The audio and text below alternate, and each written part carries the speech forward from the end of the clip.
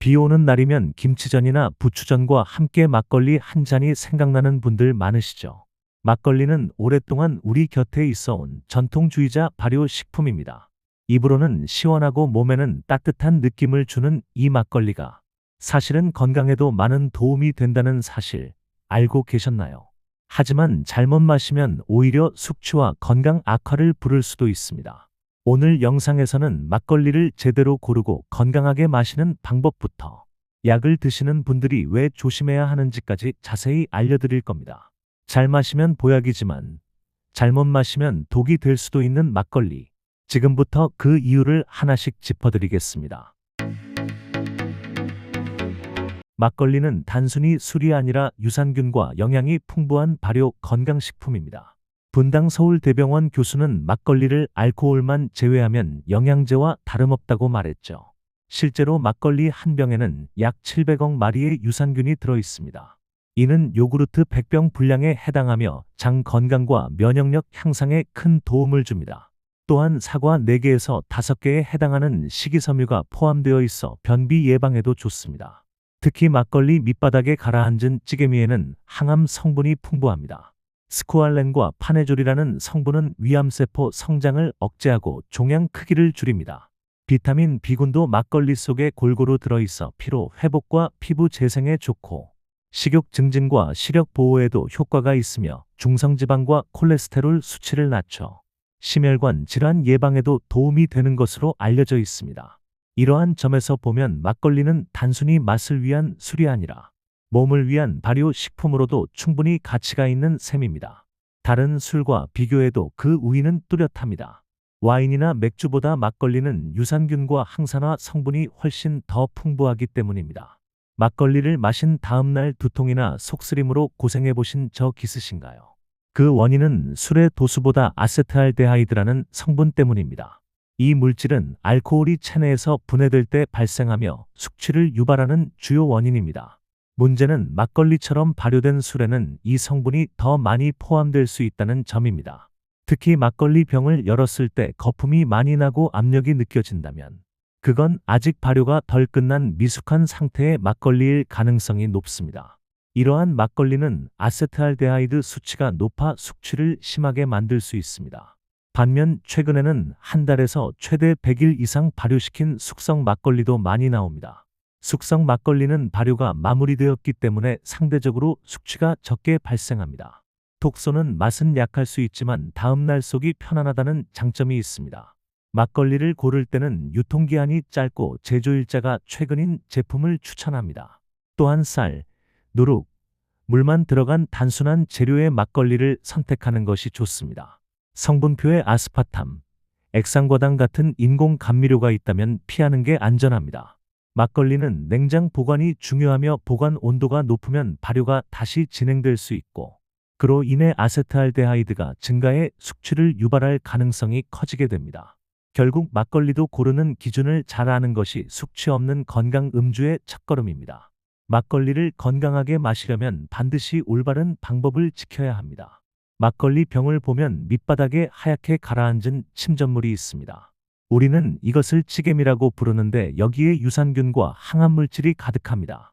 하지만 많은 분들이 맑은 윗물만 따라 마시고 찌개미는 버리는 경우가 많습니다. 그건 막걸리의 핵심 영양을 놓치는 실수입니다. 막걸리를 마시기 전에는 병을 충분히 흔들어야 합니다. 단순히 좌우로 흔드는 것이 아니라 위아래로 뒤집으며 골고루 섞어야 합니다. 찌개미가 잘 섞여야 유산균과 영양소를 고루 섭취할 수 있습니다. 또한 막걸리는 공복에 마시는 것을 피하는 것이 좋습니다. 알코올이 위 점막을 자극해 속쓰림이나 위염을 유발할 수 있기 때문입니다. 식사와 함께 마시면 알코올 흡수도 늦춰져 부담이 적습니다. 두부, 나물, 생선구이처럼 담백한 음식과 함께 드시면 더 좋습니다. 기름진 음식이나 자극적인 음식은 오히려 위에 부담을 줄 수 있습니다. 또한 막걸리를 마시기 전엔 물 한 잔을 먼저 마셔 두는 것이 좋습니다. 알코올 흡수를 완화해주고 숙취 예방에도 도움이 됩니다. 마신 후에도 물을 충분히 섭취하면 다음날이 훨씬 편안해집니다.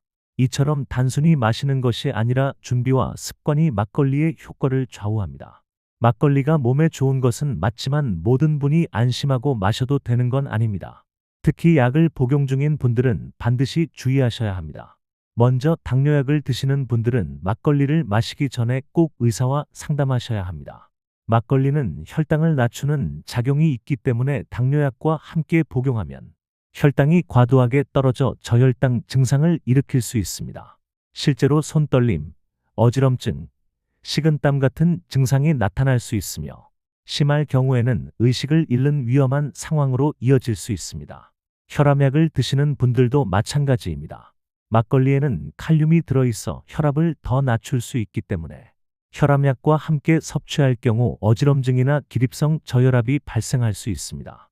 특히 이뇨제나 ACE 억제제를 복용 중인 분들은 더 주의해야 합니다. 수면제를 드시는 분은 절대로 함께 드시면 안 됩니다. 수면제와 알코올이 만나면 호흡이 느려지고 심하면 호흡이 억제되어 생명까지 위협할 수 있기 때문입니다. 항생제를 복용 중이라면 막걸리는 피하는 것이 좋습니다. 항생제는 장내 유익균까지 제거하는데 막걸리의 유산균도 함께 사라질 수 있어 막걸리의 건강 효과를 거의 느끼지 못하게 됩니다.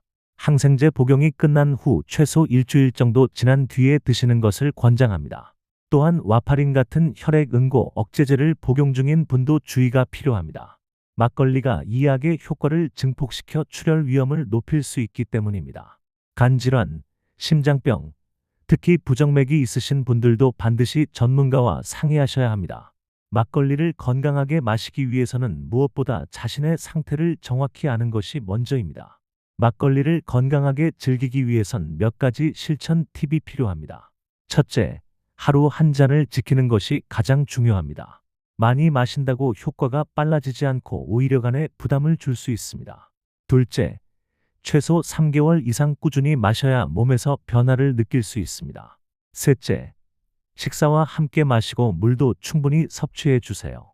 넷째, 자신의 혈압이나 혈당, 수면 시간 같은 건강 수치를 기록해 보세요. 작은 변화라도 눈에 보이면 지속하기가 쉬워집니다. 다섯째, 가족과 함께 실천하면 훨씬 더 오래 유지할 수 있습니다.